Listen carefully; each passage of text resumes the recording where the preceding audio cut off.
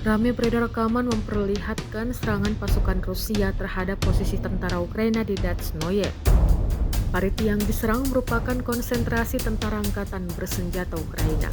Rekamannya diunggah di Telegram pada Selasa 11 Februari 2025. Dalam keterangan unggahan disebutkan seorang prajurit divisi ke-150 dari Tentara Gabungan Pengawal ke-8 Angkatan Bersenjata Rusia di wilayah pemukiman Dazhnoye menemukan posisi angkatan bersenjata Ukraina di mana personel tentara Ukraina berada. Tampak prajurit Rusia yang melemparkan ranjau langsung ke ruang tersebut hingga mengakibatkan ledakan dahsyat.